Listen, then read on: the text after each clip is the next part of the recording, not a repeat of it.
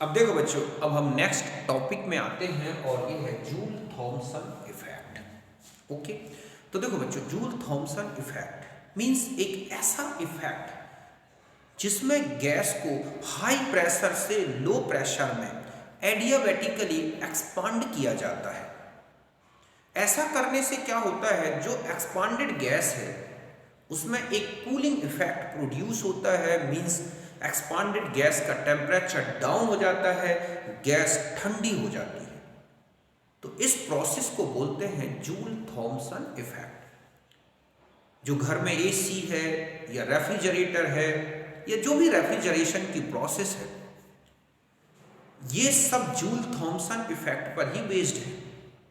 समझ गए ना?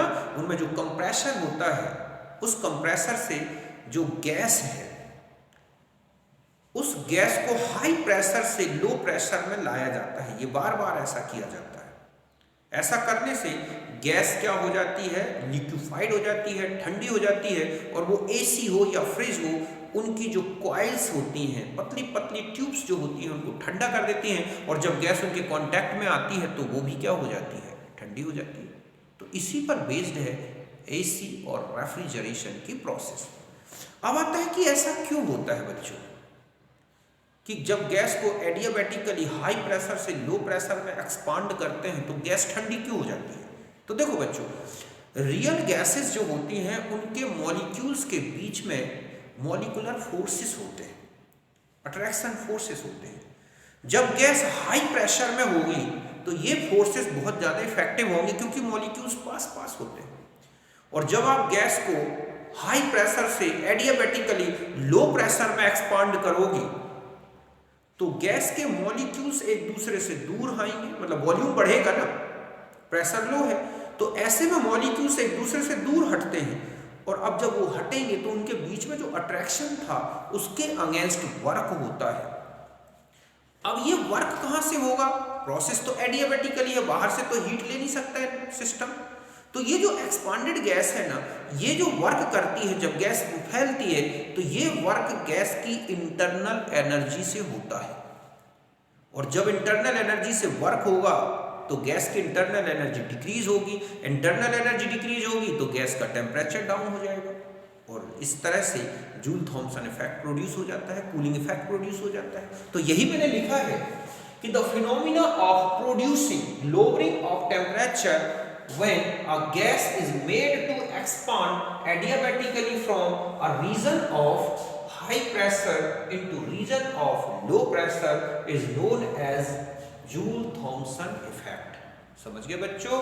ये है एक एडियाबेटिकली सिस्टम। यहां पर ये एडियाबेटिक है, ये कैसा बच्चों है, ये एडियाबेटिक ट्यूब है मान लो। ओके, यहां पर गैस हाई प्रेशर में है। यहां पर गैस क्या है, हाई प्रेशर। सपोज ये प्रेशर है P1, ओके, और ये एक पोरस प्लग है। इससे गैस को हाई प्रेशर से लो प्रेशर में एक्सपांड किया जा रहा है। यहाँ का प्रेशर बढ़ाते हैं, मतलब यहाँ फोर्स लगाते हैं तो गैस इस पोरस प्लग से निकल के यहाँ आ गई। यहाँ लो प्रेशर है, गैस फैलती है। अब पूरा सिस्टम एडियाबेटिक है, तो अब जब गैस एक्सपांड होगी तो मॉलिक्यूल्स दूर हटेंगे। ऐसे में गैस मॉलिक्यूल के बीच में जो फोर्स था उसके अगेंस्ट गैस वर्क करेगी, और ये वर्क गैस की इंटरनल एनर्जी से होगा। तो ये जो गैस यहाँ पर आएगी ना बच्चों, इसका अगर टेम्परेचर हम T2 लें तो T2 लेस देन क्या हो जाएगा, T1। और प्रेशर की बात करें तो यहाँ प्रेशर हाई था, means P1 greater than P2, यहाँ गैस प्रेशर P2 हो गया। तो यहाँ जो गैस है, यहाँ पर क्या आ जाता है, एक कूलिंग इफेक्ट। इसका एक्सप्लेनेशन मैंने यहाँ किया है कि in real gases there are intermolecular forces are present, ठीक है, बिटवीन मॉलिक्यूल्स ऑफ गैस। समझते हो ना कि रियल गैसेस में, वंडर वाल ने भी यही कहा कि जो रियल गैसेस हैं उनके मॉलिक्यूल्स के बीच में अट्रैक्शन फोर्स होते हैं। और जब मॉलिक्यूल हाई प्रेशर में होते हैं, मींस नियरेस्ट होते हैं, तब उनके बीच में इफेक्टिव फोर्स जो है, अट्रैक्शन फोर्स इफेक्टिव होता है। When such gases are expanded adiabatically from high pressure to low pressure, cooling is produced। अब आप गैस को जब हाई प्रेशर से लो प्रेशर में एक्सपांड करोगे तो क्या प्रोड्यूस हो जाता है, कूलिंग। ड्यू टू, अब इसका रीजन क्या है, देखो बच्चों, gas molecule done work against to intermolecular forces. जब गैस फैलेगी तो वर्क किसके द्वारा होगा, गैस मॉलिक्यूल से और इंटरमॉलिक्यूलर फोर्सेस के against. And energy provided by molecules, और ये एनर्जी कहां से मिलेगी, मॉलिक्यूल से, जो उसकी इंटरनल एनर्जी है। As a result decrease in internal energy which decrease temperature of expanded gas, और ऐसे में जो एक्सपांडेड गैस है उसका टेम्परेचर क्या हो जाएगा, डाउन हो जाएगा और एक कूलिंग इफेक्ट प्रोड्यूस हो जाएगा। तो ये कहलाता है जूल थॉम्सन इफेक्ट। बस जरा सा याद रखना है, एडियाबैटिकल कंडीशन में गैस को हाई प्रेशर से लो प्रेशर में जब एक्सपांडेड किया जाता है तो गैस में कूलिंग इफेक्ट प्रोड्यूस होता है, इसे बोलते हैं जूल थॉम्सन इफेक्ट। इसी इफेक्ट पर बेस्ड है एसी, फ्रिज और भी अदर रेफ्रिजरेशन प्रोसेस। तो यहाँ तक आप समझ गए होंगे। रीजन भी मैंने बता दिया कि गैस जब हाई प्रेशर से लो प्रेशर में एक्सपांड होती है तो वर्क गैस के मॉलिक्यूल से होता है, जिससे उनकी इंटरनल एनर्जी डिक्रीज होती है और टेम्परेचर भी डिक्रीज हो जाता है।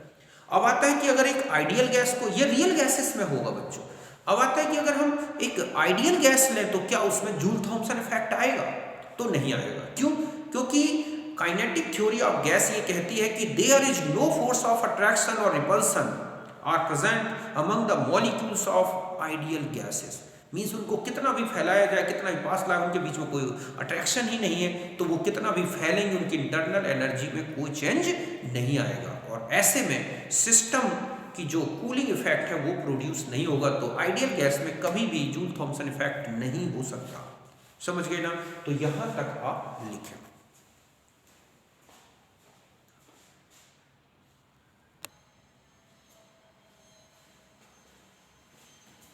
अब देखो बच्चों, अब एक होता है joule Thompson coefficient mu jetty.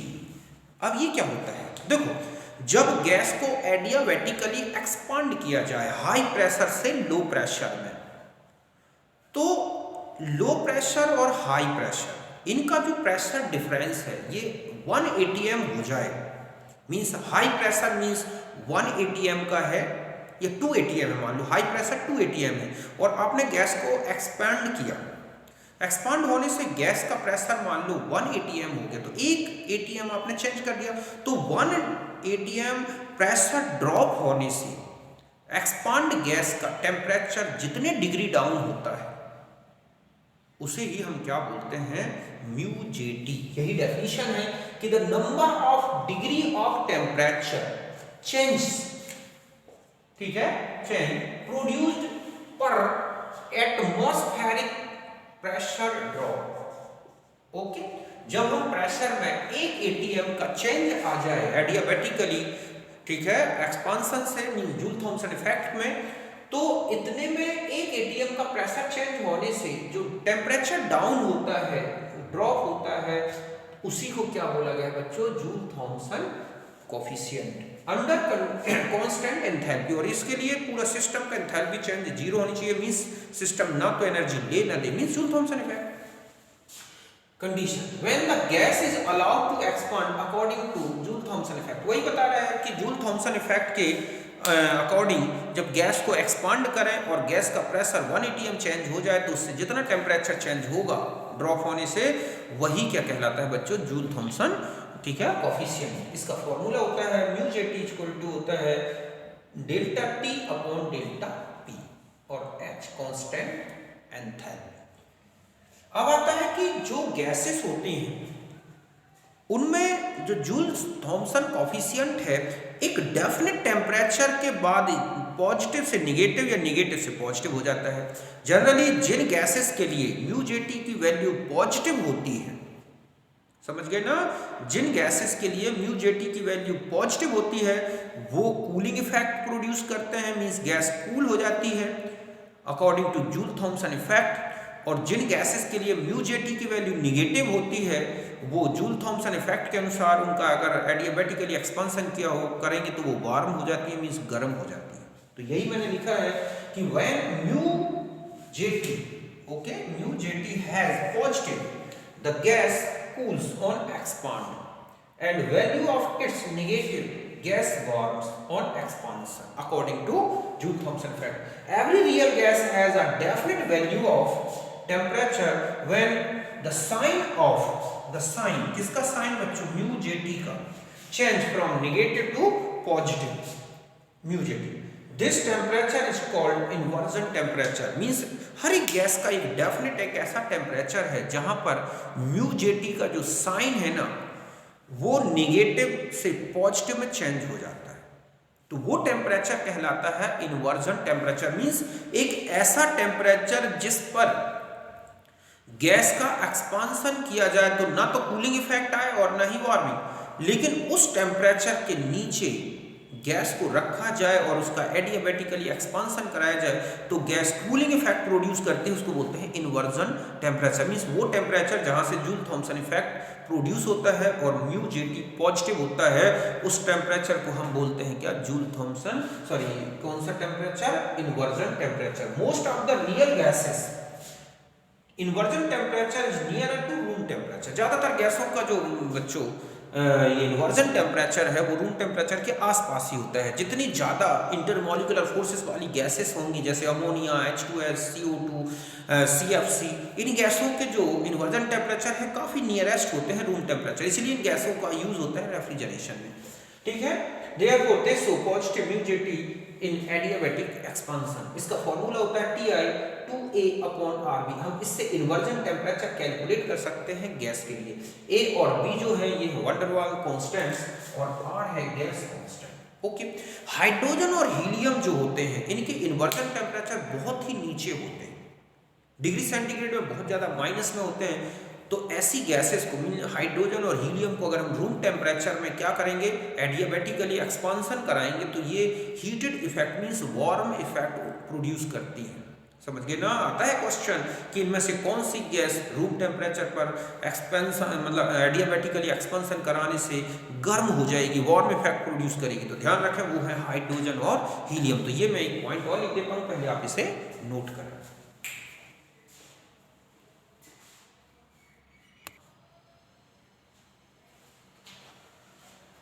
तो देखो बच्चों, जो हाइड्रोजन और हीलियम है, हाइड्रोजन का इन्वर्जन टेम्परेचर है -80 डिग्री सेंटीग्रेड और हीलियम का होता है -240 डिग्री सेंटीग्रेड, जो बहुत ज़्यादा नीचे है। ऐसी गैसेस को अगर हम रूम टेम्परेचर पर एक्सपांड करें एडियाबेटिकली तो ये हीटिंग इफेक्ट प्रोड्यूस करेंगे, मीन्स गर्म हो जाएंगे। समझ गए ना? बाकी जो अदर रियल गैसेस है, चाहे वो अमोनिया हो, CO2 हो, CFC हो, ये गैसेस जो होती हैं ये कूलिंग इफेक्ट प्रोड्यूस करती हैं एट रूम टेम्परेचर या थोड़ा सा नीचे। क्यों? क्योंकि इनके इन्वर्जन टेम्परेचर काफ़ी हाई है। और ये बता दूं कि जिन गैसेस के मॉलिक्यूल्स में जितना ज़्यादा अट्रैक्शन होगा उनका इन्वर्जन टेम्परेचर उतना ही हाई होगा। इसे जैसे अमोनिया है, CO2 है, CFC है, ये काफ़ी अच्छी गैसेस हैं जो कि रेफ्रिजरेशन में यूज होती हैं। आइडियल गैसेस की बात करें तो म्यू जे टी 0 होता है किसी भी टेम्परेचर पे। क्यों? क्योंकि उनमें कोई अट्रैक्शन ही नहीं है। उनका 180 प्रेशर चेंज भी कर दोगे, ड्रॉप कर दोगे तो भी टेम्परेचर चेंज नहीं होगा। क्यों? क्योंकि मॉलिक्यूल्स के बीच में कोई अट्रैक्शन नहीं है। तो ये बात ध्यान रखनी है, ऑब्जेक्ट का क्वेश्चन। ओके, इसको नोट करें।